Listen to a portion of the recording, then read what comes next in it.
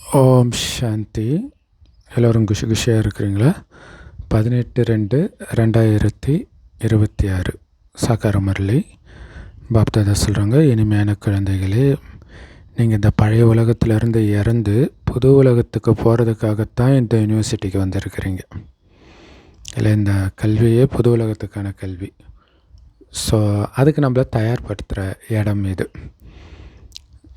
அதனால் இப்போ உங்களுடைய அன்பு ஒரு பகவான்கிட்ட மட்டும்தான் இருக்குது. வேறு யார் மேலே அன்பு இருந்தாலும் இங்கேருந்து தப்பிச்சு போக முடியாது. ஏன்னா மற்றவங்க மேலே அன்பு வைக்கிறது உங்களை நீங்களே கட்டி போட்டுக்கிற மாதிரி அர்த்தம் கலியுகத்தில். ஸோ கலியுகத்தின் கயிறை அறுக்கணும். அது எப்படி சாத்தியம்? பாபாவோடு நம்மை கட்டிக்கிறதன் மூலமாக சாத்தியம். ஸோ அதுதான் மார்கண்டேயன் சிவலிங்கத்தை கட்டி பிடிக்கிறதுடைய உண்மையான அர்த்தம். கேள்வி: எந்த விதி மூலமாக பாபாவுடைய நினைவு உங்களை பணக்காரராக ஆக்கிடுது? பாபா புள்ளியாக இருக்கிறார். நீங்களும் புள்ளியாகி புள்ளியான பாபாவை நினச்சிங்கன்னா பணக்காரர் ஆகிடுவீங்க. இதுதான் விதி, பணக்காரர் ஆகிறதுக்கான விதி. ஏன்னா இந்த புள்ளிக்கு ஹிந்தியில் அந்த பூஜ்ய அப்படின்ற வார்த்தை இருக்குது இல்லையா? பூஜ்ய சூன்யம் அப்படின்னு வரும். ஸோ அதுக்கு 2 அர்த்தம் வரும். புள்ளின்னும் வரும், ரவுண்டு ஜீரோன்னும் வரும்.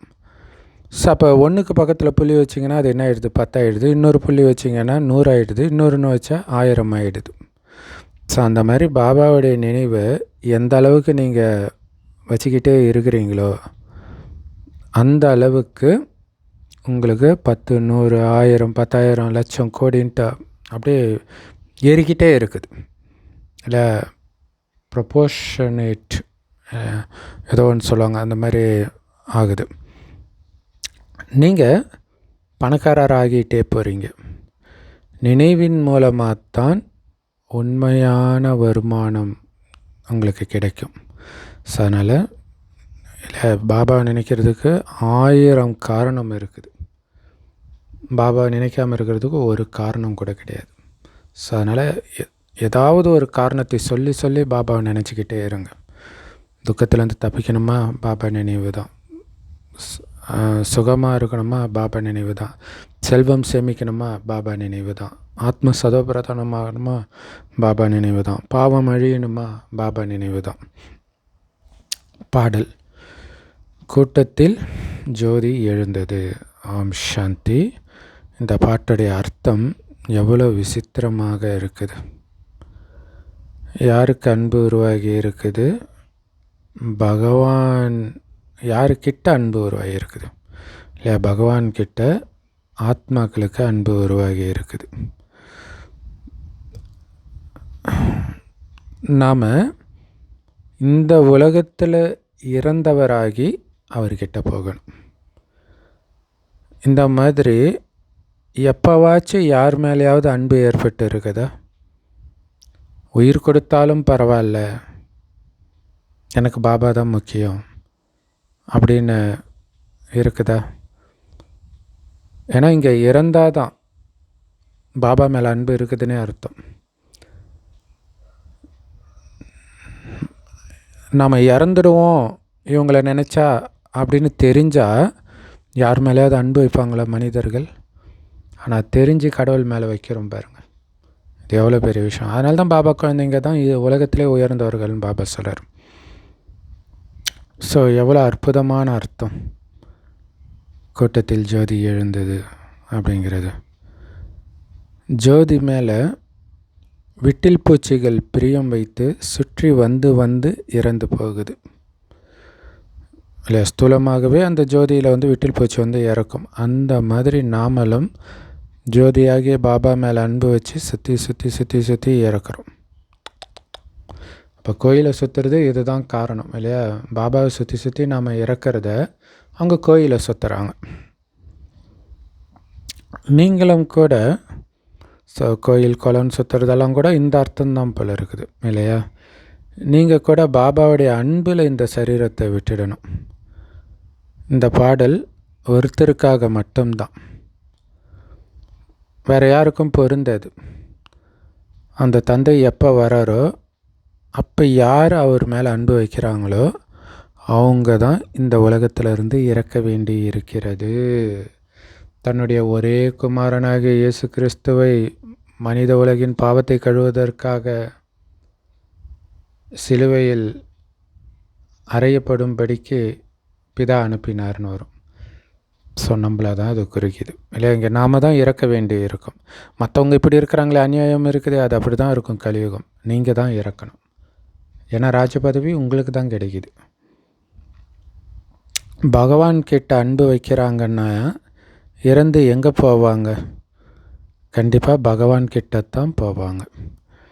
மனிதர்கள் பகவான் கிட்ட போகிறதுக்காகத்தான் தான புண்ணியம் தீர்த்த யாத்திரையெல்லாம் பண்ணுறாங்க. சரீரத்தை விடும்போது கூட பகவானை நினைவு செய்யுங்கன்னு மனிதர்களுக்கு சொல்கிறாங்க. ஸோ அப்போ இறக்கும்போது கடவுளை நினைக்க சொல்கிறாங்கன்னா கடவுள்கிட்ட போகணுன்னா நினச்சா தான் போக முடியும் அப்படின்னு அவங்கள அறியாமல் தெரிஞ்சிருக்கு பாருங்கள். ஸோ பகவான் எவ்வளவு புகழ் வாய்ந்தவர். அவர் வராருன்னா முழு உலகத்தையும் அழிச்சிடுறார். ஏன்னா அது துக்கம் நிரம்பிய உலகமாக இருக்குது. ஸோ என் குழந்தைங்களுக்கு துக்கம் கொடுக்குற இந்த உலகம் தேவையே இல்லைன்னு அழித்து சுகம் நிரம்பிய உலகமாக மாற்றுறார். நாம் இந்த பழைய உலகத்தில் இருந்து இறந்தவராகி புது உலகத்துக்கு போகிறதுக்காகத்தான் இந்த யூனிவர்சிட்டிக்கு வந்திருக்கிறோம். ஆக்சுவலாக யாரோ சொல்லுவாங்க, சொர்க்கத்துக்கு போகணுன்னு எல்லோரும் விரும்பினா கூட அது செத்தாக தான் போக முடியும், அது கூட சாகிறதுக்கு யாரும் தயாராக இல்லை அப்படின்வாங்க. ஆனால் இங்கே உயிரோடு இருந்துக்கிட்டே இறக்கணுன்ற விஷயம் இருக்குது, அது அவங்களுக்கு தெரியல. ஸோ அப்படி உயிரோடு இருந்துக்கிட்டே இறக்கிறதுக்கு தான் வந்திருக்கிறோம். ஸோ அதனால தான் சதிதேவி உயிரோடு அந்த நெருப்பில் இறங்குறதா காட்டுறாங்க. உயிரோடு இருந்துக்கிட்டே இறக்கிறது. பழைய உலகம் அழுக்கானது, அதை நரகம்னு சொல்கிறோம். தந்தை புது உலகத்துக்கு போகிறதுக்கான வழி சொல்கிறார். என்னை மட்டும் நினைவு செய்யுங்க. ஸோ அதுதான் புது உலகத்துக்கு போகிறதுக்கான வழி. பாபாவையே நினச்சி நினச்சி நினச்சி நினச்சி தூய்மையாகிறது. நான் ஹெவன்லி காட் ஃபாதர், சொர்க்கத்தை படைக்கிற தந்தை. அந்த தந்தைக்கிட்ட இருந்து தான் உங்களுக்கு செல்வம் கிடைக்கிது, சொத்து கிடைக்கிது, வீடு கிடைக்கிது. பெண் குழந்தைங்களுக்கு ஆஸ்தி கிடைக்கிறது கிடையாது லௌகீக உறவு, லௌகீக அப்பா கிட்ட இருந்து. ஏன்னா அவங்கள வேறு வீட்டுக்கு அனுப்பிடுறாங்க. அதாவது அவங்க வாரிசு கிடையாது. இந்த பகவானும் எல்லா ஆத்மாக்களுடைய தந்தை. இவர்கிட்ட எல்லோரும் வந்தாகணும். எல்லோருக்கும் ஆஸ்தி அவர் தான் கொடுத்தாகணும். ஸோ அதுக்கு கண்டிப்பாக ஏதோ ஒரு சமயத்தில் கடவுள் வரார். எல்லோரும் வீட்டுக்கு அழைச்சிட்டு போகிறதுக்காக வரார். ஏன்னா புது உலகத்தில் ரொம்ப கம்மியான மனிதர்கள் தான் இருப்பாங்க. பழைய உலகத்தில் தான் ஏராளமானவர்கள் இருப்பாங்க. அப்புறங்களா எல்லாரையும் அழைச்சிட்டு போயிடுறார் அவர். எதுக்குன்னா இந்த இடத்த காலி பண்ணணும், அதுக்காக அழைச்சிட்டு போயிடுறார். அப்போ அங்கேருந்து இங்கே வர்றதுக்கான சக்தி வேணும்னா தூய்மையான உலகத்துக்கு ஆத்மா தூய்மையாக இருந்தால் தான் வர முடியும். அதுக்கு தான் பாபா தூய்மையாக்குறார். பழைய உலகத்தில் எவ்வளோ பேர் இருக்கிறாங்க பாருங்கள், ஏராளமானவர்கள் இருக்கிறாங்க. ஆனால் புது உலகத்தில் ரொம்ப கம்மியான மனிதர்கள் தான் இருப்பாங்க. ஆனால் சுகமும் அளவுக்கு அதிகமாக இருக்கும். மனிதர்கள் கம்மியாக இருந்தாலே சுகம் அதிகமாக தான் இருக்கும் இல்லையா? இப்போ எல்லா இடத்துலையும் இப்போ மற்ற நாடுகள்லேருந்து இந்தியர்களை வெளியேற்றணும்னு நினைக்கிறதுக்கு என்னென்னா அதிகமாகிடுச்சு மக்கள் தொகை. ஆனால் இந்த பழைய உலகத்தில் மனிதர்கள் அதிகமாக இருக்கிறாங்க, அதனால் துக்கம் அதிகமாக இருக்குது. மனிதர்கள் கம்மியாக இருந்தால் சுகம் அதிகமாக இருக்கும், மனிதர்கள் அதிகமானால் துக்கம் அதிகமாகிடும். ஸோ அதனால தான் எல்லோரும் கடவுளை கூப்பிடுறாங்க. காந்திஜி கூட பதித்த பாவனா வாங்கன்னு கூப்பிட்டார். ஆனால் அவரை பற்றி தெரியாது, சும்மா கூப்பிட்டார், அவ்வளோதான். ஸோ இந்த உலகத்தை துக்கத்திலிருந்து விடுவிப்பவர் அந்த ஒரு இறைவன் தான், பதித்த பாவனர் பரமபிதா பரமாத்மா தான்னு புரிஞ்சிக்கிறாங்க. மற்றபடி முழு உலகமும் திரேத்தாயுகத்துடைய ராமரையோ சீதையோ ஏற்றுக்காது கடவுள்னு. பரமபிதா பரமாத்மாவைத்தான் வழிகாட்டின்னு முழு உலகமும் ஏற்றுக்கும். துக்கத்திலிருந்து அவர் விடுவிக்கிறார். நல்லது. துக்கம் கொடுக்கறது யார்? கண்டிப்பாக தந்தை துக்கம் கொடுக்க முடியாது. ஏன்னா அவரோ பதித்த பாவனர். தூய்மையான உலகமாகிய சுகதாமத்துக்கு அழைச்சிட்டு போகிறார். சுகதாமத்துக்கு அழைச்சிட்டு போகிறவர் எப்படி துக்கம் கொடுக்க முடியும்? நீங்கள் அந்த ஆன்மீக தந்தையுடைய ஆன்மீக குழந்தைங்க. தந்தை எப்படியோ குழந்தைங்களும் அப்படியே. அப்படின்னா என்ன அர்த்தம்? அப்படின்னா பாபாவுக்கு உடம்பு கிடையாது இல்லை, அதே மாதிரி நம்மளும் உடலற்ற ஆத்மாவாக உணர்கிறோம். அதுதான் ஆன்மீக தந்தையுடைய குழந்தைகளும் ஆன்மீகமானவர்களே, ஆத்மா தான். இப்போ லௌகீக தந்தையுடையவர்கள் லௌகீகமானவர்கள், அதாவது சரீர சம்பந்தமான குழந்தைங்க. சரீரம் உள்ள அப்பாவுடைய குழந்தைங்க சரீரம் கொண்டவர்கள். நாம் சரீரம் இல்லாத அப்பாவுடைய குழந்தைகள். அப்போ நாமளும் சரீரம் இல்லாத ஆத்மா. ஸோ இதை புரிஞ்சுக்கணும். நாம் ஆத்மா, பரமபிதா பரமாத்மா நமக்கு ஆஸ்தி கொடுக்கறதுக்காக வந்திருக்கிறார். நாம் அவருடைய குழந்தையாக ஆகிறோம் அப்படின்னா சொர்க்கத்தின் ஆஸ்தி கண்டிப்பாக கிடைக்கும். ஏன்னா அவர் தான் சொர்க்கத்தையே ஸ்தாபனை பண்ணுறார். குழந்தைங்களுக்கு தானே ஸ்தாபனை பண்ணியிருப்பார். கூடவே அங்கே போகணும்னா அவர்கிட்ட ஞானத்தை படிக்கிற மாணவராகவும் ஆகணும் அப்படிங்கிறத மறந்துடக்கூடாது. சிவபாபா மதுபனில் முரளி இசைக்கிறார். இல்லை, முரளினா ஹிந்தியில் புல்லாங்குழல் ஓசை. ஸோ நமக்கு ஞானம் தான் புல்லாங்குழல் ஓசை. அதை தான் அங்கே கிருஷ்ணருக்கு புல்லாங்குழல் கொடுத்துட்டாங்க. ஸோ மற்றபடி அந்த மூங்கிலின் முரளி, அதாவது மூங்கிலினாலான அந்த புல்லாங்குழல், அது ஒன்றும் மதுபனில் கிடையாது. அதே மாதிரி கிருஷ்ணர் டான்ஸ் ஆடினார், புல்லாங்குழல் ஓதுனார் அப்படிங்கிறதெல்லாம் பக்தி மார்க்கத்துடைய கதைகள். மற்றபடி ஞானத்தின் முரளியை சிவபாபா தான் இசைக்கிறார். உங்ககிட்ட நல்ல நல்ல பாடல்கள் எழுதுகிறவங்க வருவாங்க. பெரும்பாலும் பாடல்களை ஆண்கள் தான் இயற்றுறாங்க. நீங்களோ ஞானத்தின் பாடலைத்தான் பாடணும். அதன் மூலமாக தான் சிவபாபாவுடைய நினைவு வரும். பாபா சொல்கிறாரு, தந்தையாகிய என்னை நினைவு செய்யுங்க.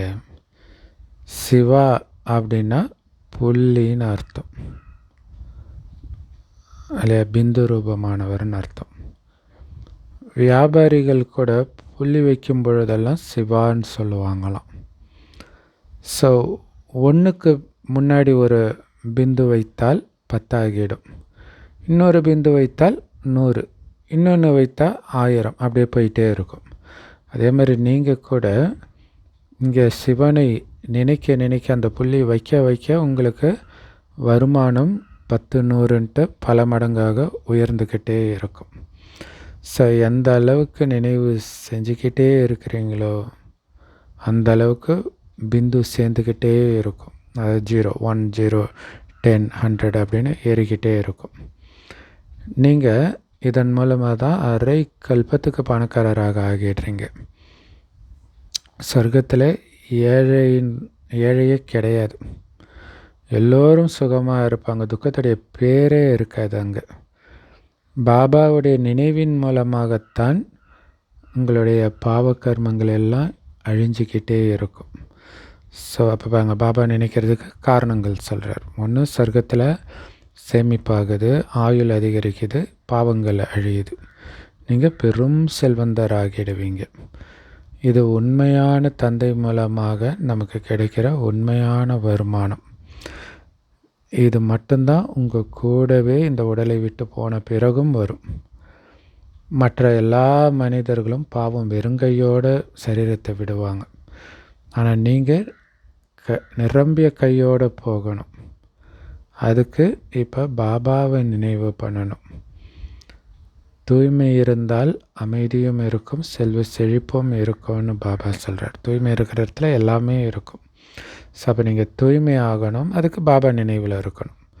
இல்லை தூய்மை இழந்தால், இல்லை ஏற்கனவே எல்லா பாபா குழந்தைங்களும் பிச்சைக்காரங்களாக தான் இருப்பாங்க.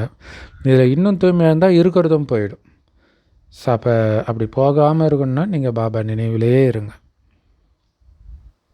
அமைதியும் அப்போ தான் கிடைக்கும். இல்லாட்டினா கலியுகத்தின் விஷயத்தை தான் நினைப்பீங்க.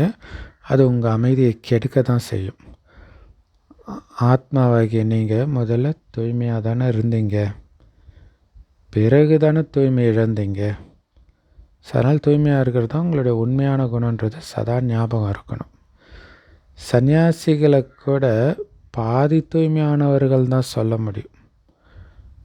ஸோ முழுமையான சந்நியாசம் உங்களோடது தான்.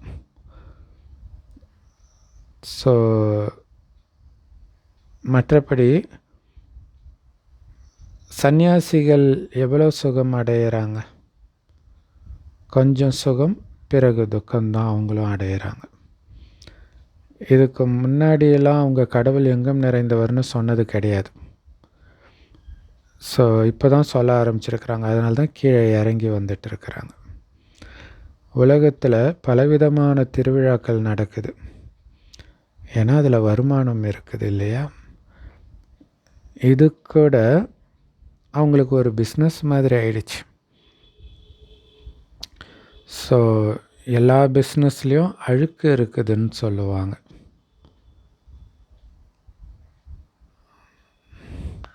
ஆனால் நம்ம தொழில் தூய்மையான தொழில், நரன்லேருந்து நாராயணன் ஆகிறதுக்கான தொழில்.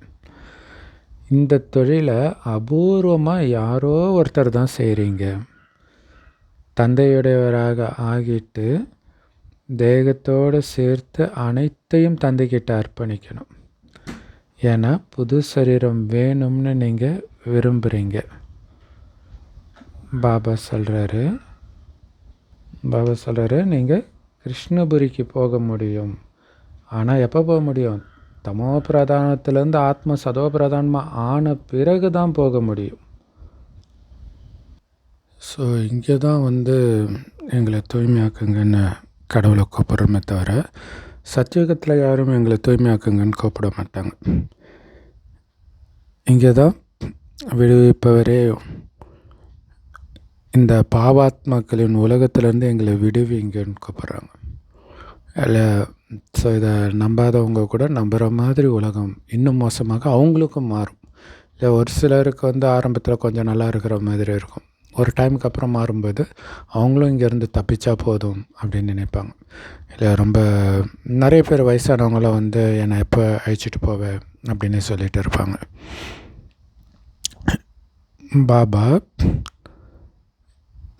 அவங்களுக்கும் நமக்கு என்ன வித்தியாசம்? நம்ம அந்த சுகதாமத்தை நினைத்து அங்கே போகணுன்னு ஆசைப்படுறோம்.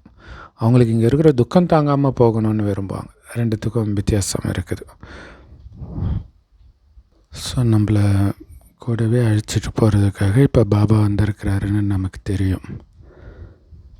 ஸோ அங்கே போகிறது நல்லது தானே? ஏன்னா மனிதர்கள் அமைதியை தான் விரும்புகிறாங்க. கண்டிப்பாக இங்கே அது கிடைக்காது. கலியுகத்தில் அமைதின்னு எதை சொல்கிறாங்க? எந்த காரியமும் செய்யாமல் இருக்கிறதா? இங்கே காரியம் செஞ்சு தான் ஆகணும். ஏன்னா இதை கர்மக்ஷேத்திரம்னு கீதையில் சொல்லப்பட்டிருக்கோம். கர்மம் செய்கிறதுக்கான இடத்துல கர்மம் செய்யாமல் இருக்கிறதுனா என்ன அர்த்தம்? அப்போ அமைதி, அதாவது கர்மம் செய்யாத இருக்கிற அந்த அமைதி சாந்தி தாமத்தில் தான் இருக்கும். ஸோ அதுக்காக அங்கேயே இருந்துட முடியுமா? கண்டிப்பாக இந்த பூமிக்கு வந்து தான் ஆகணும், உடம்பு எடுத்து தான் ஆகணும், காரியம் செஞ்சு தான் ஆகணும். ஆனால் சத்தியுகத்தில் காரியம் செய்வாங்க. அங்கே ஒன்றும் அமைதியாக இருக்க மாட்டாங்க. அமைதியாக இருக்க மாட்டாங்கன்னு சொல்கிறோம் இல்லையா? அப்படின்னு அர்த்தம் காரியம் செய்யாமல் இருக்க மாட்டாங்க. காரியம் செய்வாங்க, ஆனாலும் மனம் அமைதியாக இருக்கும். ஸோ அசாந்தியில் தான் மனிதர்களுக்கு துக்கம் ஏற்படுது. அமைதி போச்சுனாலே துக்கம்தான் இல்லையா? ஸோ அந்த அமைதி உங்களுடைய உண்மையான குணம். அதுக்கு நான் ஆத்மான்ற அந்த நிலையிலே, அந்த நினைவிலே இருந்தால் அமைதி இருக்கும். ஸோ மனிதர்களுக்கு துக்கம் இருக்கிறதுனால தான் அமைதி எப்படி கிடைக்கும்னு கேட்குறாங்க. ஆனால் நம்மளுடைய வீடே அமைதி தாமம், சாந்தி தாமம்னு நமக்கு தெரியும். அதேமாரி சத்தியுகத்தில் அமைதியும் இருக்கும், சுகமும் இருக்கும், சுகத்திற்கு தேவையான அனைத்தும் இருக்கும், ஆரோக்கியம், செல்வம் எல்லாமே. ஸோ இப்போ நீங்கள் தான் முடிவு பண்ணணும். சாந்தி தாமத்தில் இருக்கிற அமைதி மட்டும் வேணுமா, அல்லது அமைதியோடு சேர்த்து செல்வம், சுகம் எல்லாமே வேணுமான்ட்டு. ஏன்னா எப்படியும் நீங்கள் அங்கே இருந்தாலும் துக்கமான உலகத்துக்கு வந்து தான் ஆகணும். இப்போ சுகமான உலகத்துக்கு வர்றது தானே புத்திசாலித்தனம். இங்கே பாருங்கள், வெறும் துக்கம்தான் இருக்குது. அதனால்தான் மனிதர்கள் பதித்த பாவனர் தந்தையும் இங்கே வரணும் நம்மளை அழைச்சிட்டு போகிறதுக்கு அப்படின்னு கூப்பிட்றாங்க. அவரை சந்திக்கிறதுக்காக தான் பக்தியே பண்ணுறாங்க. ஸோ முதல்ல அந்த ஒரு தந்தையை மட்டும் நினைவு செய்கிற கலப்படமற்ற பக்தியாக இருந்தது. பிறகு அநேக உருவங்களை வணங்குற கலப்படமான பக்தியாக மாறிடுது. அதுதான் விபச்சார பக்தின்றார். ஸோ கலப்படமான பக்தியில் என்னென்னலாம் பண்ணுறாங்க பாருங்க. ஏணிப்படியில் எவ்வளோ அழகாக கட்டப்பட்டு இருக்குது இந்த விஷயங்கள் எல்லாம். ஆனால் பகவான் யாருன்றதை முதல்ல நீங்கள் தெளிவுபடுத்தணும். இந்த ஸ்ரீகிருஷ்ணரை இந்த மாதிரி உலகத்துக்கே அதிபதியாக யார் ஆக்குனாங்க? அவங்க தான் பகவான். இந்த ஸ்ரீகிருஷ்ணர் அதற்கு முந்தைய ஜென்மத்தில் எப்படி இருந்தார் தெரியுமா? ஸோ இதை ரொம்ப யுக்தியோடு புரிய வைக்கணும். இல்லையா? விஷ்ணு பக்தர்கள் சண்டைக்கு வந்துடுவாங்க அவர் கடவுள் இல்லைன்னு சொன்னால்.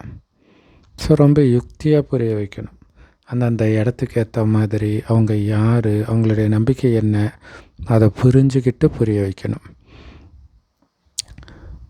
விஷ்ணு கோயில் பூசாரிக்கிட்ட போய் இவர் கடவுள் கிடையாது, சிவன் தான் கடவுள்னா வெளில போயிடுங்கன்றுவாங்க. ஸோ ரொம்ப எச்சரிக்கையாக புரிய வைக்கணும். யார் நல்ல சேவை செய்கிறாங்களோ அவங்களுடைய மனம் இதையெல்லாம் ஏற்றுக்குது. இந்த யூனிவர்சிட்டியில் யார் நல்லா படிக்கிறாங்களோ அவங்க கண்டிப்பாக வேகமாக முன்னேறி போவாங்க.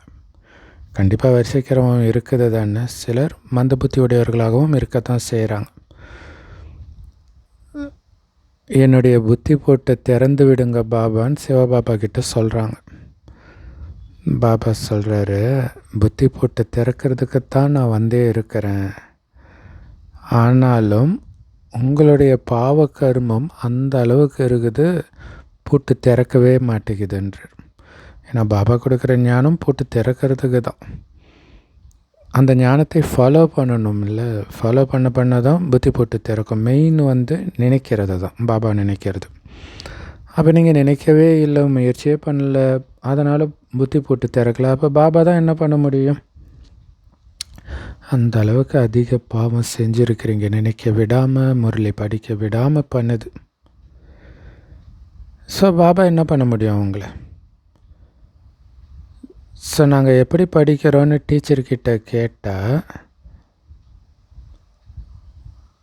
அவரால் சொல்ல முடியும். மற்றபடி அவர் கருணை காட்ட முடியாது. நீங்கள் தானே படிக்கணும். மிஞ்சி போனால் அவங்களுக்காக எக்ஸ்ட்ரா டைம் ஒதுக்கி சொல்லிக் கொடுக்கலாம், அவ்வளோதான். ஸோ அதில் உங்களுக்கு தடை கிடையாது. ஸோ திரும்ப முரளி படிங்க, டவுட் வந்தால் கேளுங்க, பாபா கிட்ட கேளுங்க, மற்ற தெரிஞ்சவங்க கிட்ட கேளுங்க. அதாவது தெரிஞ்ச பாபா குழந்தைங்க, ஞானத்தை நல்லா தெரிஞ்ச குழந்தைங்கிட்ட கேளுங்க. ஸோ கண்காட்சி திறந்துருக்குது இல்லையா, நீங்கள் உட்காந்து பயிற்சி பண்ணுங்கள் இந்த ஞானத்தை எப்படி சொல்கிறது மற்றவங்களுக்குன்ட்டு. பக்தி மார்க்கத்தில் சிலர் சொல்லுவாங்க, இந்த மாலையை சுற்றிக்கிட்டே இருங்க, ஜப மாலையன்ட்டு. சிலர் இந்த மந்திரத்தை நினைவு பண்ணிக்கிட்டே இருங்க, ஜபிச்சுக்கிட்டே இருங்கன்னு சொல்லுவாங்க.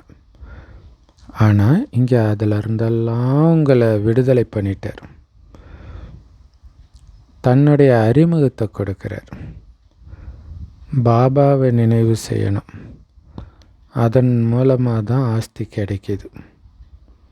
ஸோ அதனால் நல்லபடியாக பாபா கிட்டேருந்து முழு ஆஸ்தி அடையணும் இல்லையா? ஸோ பாபா கிட்டேருந்து முழு ஆஸ்தி அடையணும்னா நினைவு செய்ய வேண்டியது எந்த அளவுக்கு முக்கியமோ அந்த அளவுக்கு விகாரத்தில் ஒருபோதும் செல்லாமல் இருக்க வேண்டியதும் முக்கியம். கொஞ்சம் விகாரத்தின் ருசி வந்தாலும் அது பிறகு வளர்ச்சி அடைஞ்சிடும். ஸோ சிகரெட்டு போன்றவைகளை கூட ஒரு முறை ருசி பார்த்துட்டாங்கன்னா அந்த பழக்கம் உடனே துத்திக்கும். பிறகு அந்த பழக்கத்தை விடுறது ரொம்ப கஷ்டமாயிடும். ஸோ எவ்வளவோ சாக்கு போக்கு சொல்லிக்கிட்டு இருப்பாங்க. ஸோ எதுவுமே பழக்கமாக விட்டுறாதீங்க, பழக்கமாகிடக்கூடாதுன்ற. ஸோ ஏற்கனவே பழக்கமான பழக்கங்களையும் விட்டுடணும் டக்குன்னு. அசுத்தமான பழக்கங்களையும் விட்டுடணும். உயிரோடு இருக்கும்போதே இந்த சரீர உணர்வை விட்டுட்டு என்னை நினைவு செய்யுங்க. தேவதைகளுக்கு எப்போவுமே தூய்மையான பிரசாதம் தானே வைக்கப்படுது. அதனால் நீங்கள் கூட தூய்மையான உணவை தான் சாப்பிடணும். இப்போ உண்மையான நெய் கூட கிடைக்கிறது கிடையாது. அப்போவே சொல்கிறார் இல்லையா, 69க்கு முன்னாடியே உண்மையான நெய் கிடைக்கலன்றார். அதனால் எண்ணெயை தான் சாப்பிட்றாங்க.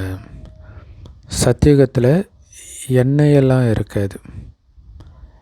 இங்கே பால் பண்ணையில் பாருங்கள், தூய்மையான நெய் வைக்கப்பட்டு இருக்குது, பொய்யான நெய்யும் வைக்கப்பட்டு இருக்குது. ரெண்டுலேயுமே தூய்மையான நெய்ன்னு தான் எழுதப்பட்டிருக்குது. ஆனால் விலையில் வித்தியாசம் இருக்குது. இப்போ நீங்கள் பூக்கள் போல் மலர்ந்து மகிழ்ச்சியாக இருக்கணும். சொர்க்கத்தில் இயற்கையான அழகு இருக்கும். அங்கே இயற்கையே சதோ பிரதானமாக இருக்கும். லக்ஷ்மி நாராயணன் எந்த அளவுக்கு இயற்கையாக அழகாக இருப்பாங்களோ அதை இங்கே யாராலையும் உருவாக்க முடியாது, வரைய முடியாது. அவங்கள இந்த கண்ணால் பார்க்கவே முடியாது யாராலையும். சாட்சாத்காரம் கிடைக்கிது, ஆனால் காட்சி கிடைக்கிறதுனால அதை அப்படியே சித்திரமாக உருவாக்கிட முடியாது. ஸோ யாராவது ஆர்டிஸ்ட்டுக்கு சாட்சாத்காரமாகி அந்த நேரமே அவர் உட்காந்து உருவாக்குனா தான் உண்டு. ஆனாலும் 100% உருவாக்கிட முடியாது, ரொம்ப கஷ்டம். ஸோ அதனால் குழந்தைகளாகியவங்களுக்கு ரொம்ப போதை இருக்கணும். இப்போ நம்மளை அழைச்சிட்டு போகிறதுக்காக பாபா வந்திருக்கிறார். பாபா கிட்ட இருந்து நமக்கு சொர்க்கத்தின் ஆஸ்தி கிடைக்க போகுது. நம்முடைய 84 பிறவிகள் முடிஞ்சிடுச்சு. இப்படியெல்லாம் எண்ணங்கள் உங்கள் புத்தியில் சிந்தனை பண்ணிக்கிட்டே இருந்தீங்கன்னா குஷி இருக்கும். விகாரத்தின் சிந்தனை கொஞ்சம் கூட வரக்கூடாது. ஏன்னா காமம் மகாசத்ரு. ஸோ அந்த காமத்தின் பிரச்சனை தாங்காமல் தான் திரௌபதி அழைத்தார் அப்படின்னு சொல்லப்படுது. ஸோ மற்றபடி திரௌபதிக்கு ஒன்றும் 5 கணவர்கள் கிடையாது. இந்த துச்சாதனன் என்னை மானபங்கம் செய்கிறான், இதுலேருந்து என்னை காப்பாற்றுங்கன்னு சொல்லி அழைத்தார். பிறகு 5 கணவர் எப்படி இருக்க முடியும்? இப்படிப்பட்ட விஷயம் இருக்கவே முடியாது. ஸோ கணவன்கிட்டேருந்து காப்பாற்றுறதுக்கு கூப்பிட்றது தான் இந்த விஷயம். ஸோ அடிக்கடி குழந்தைங்களுக்கு பாபா புது புது பாயிண்ட் கொடுத்துக்கிட்டே தான் இருக்கிறார். அப்போ அதுக்கேற்ற மாதிரி உங்களை மாற்றிக்கணும் இல்லை? ஸோ உங்களையும் மாற்றிக்கணும், அந்த ஞானத்திலையும் அதுக்கேற்ற மாதிரி மாற்றம் செய்யணும். ஏதாவது மாற்றம் செய்து வார்த்தையை போடணும். ஏன்னா பாபா கொஞ்சம் கொஞ்சமாக ஞானம் கொடுக்குறார். தெரிஞ்ச வரைக்கும் ஒரு ஞானத்தை நம்ம சொல்கிறதுக்கு உருவாக்குறோம், 7 நாள் கோர்ஸ் அந்த மாதிரி. அதுக்கப்புறம் பாபா புது புது பாயிண்ட் வரும்போது அதை அப்பப்போ சேர்த்துக்கணும்.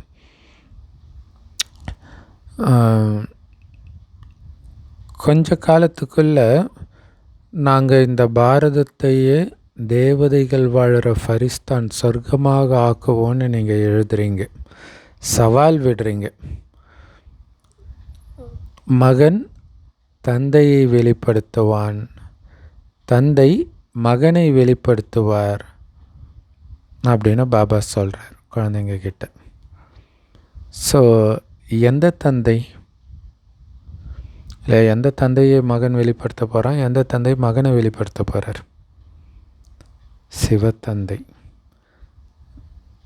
மகன்தான் சாலிகிராமங்களாகிய நாம. ஸோ நம்மை பற்றிய பாடல் தான் இது. சிவபாபா என்ன சொல்லி புரிய வைக்கிறாரோ அதை அப்படியே ஃபாலோ பண்ணுங்கள். ஸோ தந்தையை பின்பற்றுங்கள் அப்படின்ற பாட்டு அவரை பற்றியது தான். ஆனால் அவங்க என்ன பண்ணிட்டாங்க, லௌகீக தந்தைன்னு நினச்சிட்டாங்க. லௌகீக தந்தையை ஃபாலோ பண்ணி தானே நீங்கள் தூய்மையை இழந்தவர் ஆயிட்டீங்க. இவரோ பரலௌகீக தந்தை உங்களை தூய்மை ஆக்கிறதுக்காக வந்திருக்கிறார். தூய்மை ஆக்கிறதுக்கு தான் என்னை ஃபாலோ பண்ணுங்கன்னு சொல்கிறார். அப்போ ரெண்டுத்துக்கும் வித்தியாசம் இருக்குல்ல. பாபா சொல்கிறாரு, இனிமையான குழந்தைகளே, என்னை ஃபாலோ பண்ணி நீங்களும் தூய்மை ஆகுங்க. என்னை ஃபாலோ பண்ணுறதுனால சொர்க்கத்தின் எஜமானர் ஆகிடுவீங்க. லௌகீக தந்தையை ஃபாலோ பண்ணுறதன் மூலமாக 63 ஜென்மங்களாக நீங்கள் ஏணிப்படியில் கீழே இறங்கி தான் வந்திருக்கிறீங்க. இப்போ இந்த சிவபாபாவை ஃபாலோ பண்ணி நம்ம மேலே உயரணும், பாபா கூடவே போகணும். ஸோ பாபா சொல்கிறாரு, இந்த ஒவ்வொரு ஞான ரத்தினமும் லட்சக்கணக்கான ரூபாய் பெறும். நீங்கள் பாபாவை தெரிஞ்சுக்கிட்டு பாபா கிட்ட இருந்து ஆஸ்தி அடையிறீங்க. ஆனால் அவங்க, அதாவது சன்னியாசிகள், நாங்கள் பிரம்மத்தில் ஐக்கியமாகிடுவோன்னு சொல்கிறாங்க. யாரும் அப்படிலாம் ஐக்கியமாகிறது கிடையாது. மீண்டும் வரத்தான் செய்வாங்க, ஜென்மம் எடுக்கத்தான் செய்வாங்க, மறுஜென்மம். ஸோ பாபா தினம் தினம் புரிய வைக்கிறார், இனிமையிலும் இனிமையான குழந்தைகளே, முதல்ல எல்லோருக்கும் அப்பாவுடைய அறிமுகத்தை கொடுங்க. ஸோ என்ன அப்பாவுடைய அறிமுகம்? பரலோகிக தந்தை தூய்மை ஆகிறதுக்கான ஆஸ்தியை கொடுக்கிறார். ஸோ அதனால தான் எங்களை தூய்மையாக்குங்க அப்படின்னு எல்லையற்ற தந்தையை வாங்கன்னு கூப்பிட்றாங்க. ஏன்னா அவர் தான் பதித்த பாவனர். லௌகீக தந்தையை யாரும் பதித்த பாவனர் சொல்ல மாட்டாங்க. ஏன்னா அவங்களே பதித்த பாவனராக தான் கூப்பிட்றாங்க. அப்போ எப்படி அவங்க பதித்த பாவனராக இருக்க முடியும்? ஸோ அதனால் இந்த 2 அப்பாவுடைய அறிமுகத்தை எல்லோருக்கும் கொடுக்கணும். ஸோ லௌகீக தந்தை கல்யாணம் பண்ணிவிட்டு தூய்மை இழக்க சொல்கிறார். பரலௌகீக தந்தையோ தூய்மை ஆகுங்கன்னு சொல்கிறார். 2 பேருக்கும் எவ்வளோ பெரிய வித்தியாசம் பாருங்கள். என்னை நினைவு செய்கிறதன் மூலமாக நீங்கள் தூய்மையாகிடுவீங்க. ஒரே ஒரு தந்தை தான் எல்லோரையும் தூய்மையாக்கக்கூடியவர். ஸோ இந்த பாயிண்டெல்லாம் புரிய வைக்கிறதுக்கு ரொம்ப நல்ல பாயிண்ட்ஸு. ஸோ விதவிதமான பாயிண்ட்டுகளை நம்ம விசார் சாகர் மந்தனம் செஞ்சு புரிய வச்சுக்கிட்டே இருக்கணும். விசார் சாகர் மந்தம்னா என்ன அர்த்தம்? ஞானக்கடலை கடைந்து அப்படின்னு அர்த்தம். ஸோ ஞானக்கடலை கடைஞ்சி புது புது கருத்துக்களை மற்றவர்களுக்கு நம்ம புரிய வச்சுக்கிட்டே இருக்கணும். ஏன்னா பாபா நிறைய பாயிண்ட்டை தினம் தினம் சொல்லிக்கிட்டே இருக்கிறார் இல்லையா? ஸோ அதில் நமக்கு நிறைய டச் ஆகும். ஸோ அதை வச்சு நம்ம மற்றவர்களுக்கு விதவிதமாக புரிய வைக்கலாம். குறிப்பாக இதுமாரி சோஷியல் மீடியாவில் நம்ம மெசேஜ் சொல்லும்போது ரொம்ப யூஸ்ஃபுல்லாக இருக்கும். ஏன்னா உங்களுடைய தொழிலே இது தான். நீங்கள் தான் தூய்மையற்றவர்களை தூய்மையாக்குறவங்க. பரலோகிக தந்தை சொல்கிறாரு, உங்கள் கண்ணு முன்னாடி விநாசம் நின்றுட்டு இருக்குது, அதனால் தூய்மையாகுங்க அப்படின்னு சொல்கிறார்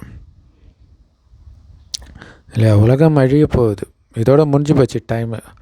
ஸோ எந்த அளவுக்கு தூய்மை ஆகுறீங்களோ அந்த அளவுக்கு மேலே இருந்து வருவீங்க. ஸோ எவ்வளோ மேலே போகணுன்றது எவ்வளோ தூய்மையாக இருக்கிறீங்கன்றதை பொறுத்து தான். ஸோ தூய்மை ஆகுறீங்கன்னா ஜம்ப் பண்ணுறீங்கன்னு அர்த்தம். ஸோ அதை புரிஞ்சுக்கணும். ஸோ இப்போ என்ன பண்ணணும்? கண்டிப்பாக பரலௌகீக தந்தையுடைய வழிபடித்தான் நடக்கணும் இல்லையா? கண்காட்சியில் இந்த உறுதிமொழியும் எழுதணும். நாங்கள் கண்டிப்பாக பரலௌகீக தந்தையை ஃபாலோ பண்ணுவோம், தூய்மை இழக்கிறத தவிர்ப்போம் அப்படின்னு உறுதிமொழி கொடுக்க வைங்க. ஸோ அப்படின்னு நாங்கள் தந்தைக்கிட்ட, சிவ தந்தைக்கிட்ட சத்தியம் பண்ணுறோன்னு எழுத சொல்லுங்கள். ஸோ அப்படி எழுதுங்கன்ற எல்லா விஷயங்களுமே இங்கே தூய்மை ஆகிறத பற்றி தான். ஸோ குழந்தைகளாகிய உங்களுக்கு இரவும் பகலும் குஷி இருக்கணும்.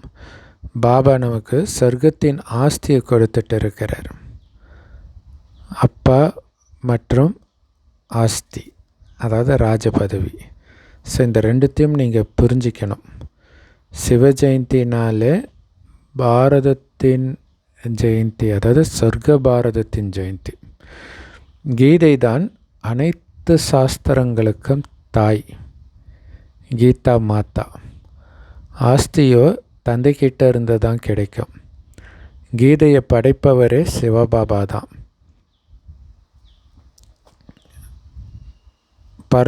இல்லையா? கீதை தாய், ஆனால் ஆஸ்தி கொடுக்கறது தந்தை. ஏன்னா அந்த கீதையை கொடுக்கறதே அவர் தானே. பரலோகிக தந்தைக்கிட்ட இருந்து தூய்மை ஆகிறதுக்கான ஆஸ்தி கிடைக்கிது. நல்லது. ஏன்னா தூய்மை ஆகிட்டாலே எல்லாமே கிடைச்சிடும். அற்புதமான முரளி கொடுத்த அன்பான தாய் தந்தை பாப்தாதாவுக்கு அன்பு நினைவுகள் மற்றும் காலை வணக்கம். பாபா சொல்கிறாங்க, நாம் இறை மாணவர்கள் அப்படிங்கிறது சதா ஞாபகம் இருக்கணும். எந்த விதமான தீய பழக்கமும் இருக்கக்கூடாது. இருந்தால் விட்டுடணும். குறிப்பாக விகார சிந்தனை கொஞ்சம் கூட இருக்கக்கூடாது. உயிரோடு இருந்துக்கிட்டு சரீர உணர்வை முற்றிலும் மறந்து பாபாவை நினைக்கணும். விதவிதமான பாயிண்ட்டை விசார் சாகர் மந்தன் பண்ணி தூய்மை இழந்தவர்களை தூய்மை ஆக்கிற இந்த தொழிலைத்தான் நீங்கள் பண்ணணும். ஏன்னா உங்களுடைய தொழிலே இது தான். வரதானம்: திருப்தியின் திருமூர்த்தி சான்றிதழ் மூலம் சதா வெற்றி பெறக்கூடிய உயர்ந்த பதவிக்கு அதிகாரி ஆகுங்கள். அதுக்கு விளக்கம்: எப்போவுமே வெற்றி அடையணும் அப்படின்னா தந்தையோடவும் பரிவாரத்தோடவும் கரெக்டான தொடர்பு இருக்கணும். ஒவ்வொருத்தரும் 3 சான்றிதழ்கள் வாங்கணும். ஒன்று அப்பா கிட்டே இருந்து, இன்னொன்று உங்கள் கிட்டே இருந்து. ஏன்னா நீங்கள் யாரை ஏமாத்தினாலும் உங்களுக்கு தெரியும்ல உங்களை பற்றி. ஸோ உங்கள் கிட்டே இருந்து சர்டிஃபிகேட்டு. அடுத்தது பரிவாரத்துக்கிட்ட இருந்து சர்டிஃபிகேட். பரிவாரத்தை திருப்திப்படுத்துறதுக்கு இல்லையா, அதுதான் ரொம்ப கஷ்டம்னுவாங்க. ஏன்னா பாபா சர்டிஃபிகேட் கொடுத்துருவாரு, நமக்கு கொடுத்துருவோம். ஆனால் பரிவாரத்துக்கிட்ட திருப்திப்படுத்துறது சாதாரண விஷயம் கிடையாது இல்லையா. திருப்திப்படுத்துறதுக்கு ஒரு டெக்னிக்ஸ் சொல்கிறார், ஞாபகம் வச்சுக்கோங்க. என்ன அப்படின்னா மதிப்பு கொடுக்கணும், அவ்வளோதான். என்னானாலும் மதிப்பு கொடுக்கறத விட்டுறாதீங்க. ஸோ இந்த ரெஜிஸ்டர் எப்போவுமே கரெக்டாக மெயின்டைன் பண்ணணும், மதிப்பு கொடுக்குறேன் அப்படிங்கிறதுல. அப்போ நிரந்தரமாக மதிப்பு கொடுத்துட்டு இருந்தீங்கன்னா தானாகவே இன்றைக்கி இல்லைனாலும் நாளைக்கு உங்களுக்கு சர்டிஃபிகேட் கொடுத்துடுவாங்க. ஸோ அதனால் இதில் பலனை எதிர்பாராதவராக இருக்கணும் இல்லையா. அதாவது என்ன, அவங்க என்னை மதிக்கலை, என்னை பற்றி தப்பாக பேசுகிறாங்க, நான் எதுக்கு அவங்கள மதிக்கணும் அப்படின்னு இருக்கக்கூடாது. ரொம்ப ஜாக்கிரதையாக இருக்கணும் இல்லையா. ஸோ அதுக்கு முன்னாடி நீங்கள் அவங்கள நல்ல மரியாதை கொடுங்க, நல்லா புகழ்ந்து பேசுங்க அப்படின்னு அர்த்தம். அவங்களுக்கு நீங்கள் சர்டிஃபிகேட் கொடுக்குறீங்க. ஸோ அப்போ தானே, ஏன்னா உங்கள் சர்டிஃபிகேட் எப்படி, அதாவது மற்றவங்க சர்டிஃபிகேட் எப்படி உங்களுக்கு முக்கியமோ உங்கள் சர்டிஃபிகேட்டும் அவங்களுக்கு முக்கியம். ஏன்னா நீங்களும் அவங்கள பொறுத்த வரைக்கும் பிராமண பரிவாரம் தானே. அப்போ அதை நீங்கள் தொடர்ந்து கொடுக்க எத்தனை பேருக்கு கொடுத்துக்கிட்டே இருக்கீங்களோ அத்தனை பேர் உங்களுக்கு திருப்பி கொடுப்பாங்கன்றதை புரிஞ்சுக்கணும். ஸோ அதனால் அவங்க கொடுத்தா நான் கொடுக்கலான்னு இருக்கக்கூடாது. அதுதான் பலனை எதிர்பாராதவராகுங்க. அவங்க கொடுத்தாலும் கொடுக்காட்டினாலும் நான் அவங்களுக்கு சர்டிஃபிகேட் கொடுக்குறேன், நான் அவங்களுக்கு மரியாதை கொடுக்குறேன், சுப எண்ணம் வைக்கிறேன். ஸோ சுயத்தோட திருப்தியாக இருக்கணும் அப்படின்னா எப்போவுமே ஸ்ரீமத்துன்ற கோட்டுக்குள்ளே இருங்க இல்லையா. ஸ்ரீமத் படி நடந்தீங்கன்னா தானாகவே உங்கள்கிட்ட நீங்கள் திருப்தியாக இருப்பீங்க. மற்றவங்களை திருப்திப்படுத்தணுன்னா மரியாதை கொடுக்கணும். உங்களுக்கு எப்போ திருப்தி ஆகும், பாபா சொன்ன மாதிரி நீங்கள் நடந்தீங்கன்னா நீங்கள் உங்களுக்கு நீங்களே திருப்தியாக இருப்பீங்க. ஸோ இந்த 3 சான்றிதழ்கள் உங்களை உயர்ந்த பதவிக்கு அதிகாரியாக ஆக்கும். ஸோ உயர்ந்த பதவி அடையிறது தானே நம்மளோட லட்சியம். அப்போ இந்த 3 சர்டிஃபிகேட்டு முக்கியம். ஸோ இந்த 2 சர்டிஃபிகேட் வாங்கிட்டிங்கன்னா பாபாவுடைய சர்டிஃபிகேட் தானாக கிடச்சிடும். ஸ்லோகன்: யார் சரீரத்தை பார்க்காமல் சரித்திரத்தை பார்க்குறாங்களோ அவங்க தான் சிரேஷ்ட சரித்திரவான் ஆவாங்க. ஸோ சரித்திரம் அப்படின்றது ஆத்மாவுடைய சரித்திரம். எல்லா ஆத்மாவும் ஆரம்பத்தில் சதோபிரதானமாக தான் இருந்தது. ஸோ மீண்டும் அது சதோபிரதானமாக ஆகவும் போகுது. அதனால் இப்போ இருக்கக்கூடிய உடம்பையோ அதன் மூலமாக அவங்க நடிக்கக்கூடிய தவறான பார்ட்டையோ பார்க்காமல் அவர்களுடைய முக்காலத்தை பார்க்குறவங்க தான் உயர்ந்தவராக சரித்திரம் படைப்பவராக ஆக முடியும்ன்றார். அவிக்தேஸ்வரா ஒற்றுமை மற்றும் விசுவாசத்தின் விசேஷத்தன்மை மூலம் வெற்றி நிறைந்தவர் ஆகுங்கள். எப்படி எல்லா ஆத்மாக்களுக்கும் ஞான ஒளி கொடுக்கறதுக்காக சதா சுபபாவனை மற்றும் நன்மையின் பாவனை வைக்கிறீங்களோ அதே மாதிரி இந்த தெய்வீக குழுவை கூட ஒரே விதமான ரசனையில் நிலைத்திருக்க வச்சு குழுவின் சக்தியை அதிகரிக்கிறதுக்கான முயற்சி பண்ணுங்க. இல்லை, அஞ்ஞானிகளுக்கெல்லாம் கூட நம்ம ஞான ஒலி கொடுக்குறோம். ஞான ஒலி கிடைக்கணுன்ட்டு சுபபாவனை வைக்கிறோம்ல எப்போவுமே. அப்போ அஞ்ஞானிகளுக்கே வைக்கும்போது பிராமண பரிவாரத்துக்கு மேலே நீங்கள் அந்த சுபபாவனை வைக்க மாட்டீங்களா? ஸோ அப்போ பிராமண பரிவாரத்தின் மீதும் ஒரே சீரான மனநிலையில் இருக்கணும் அப்படின்ற சுபபாவனை வைங்க.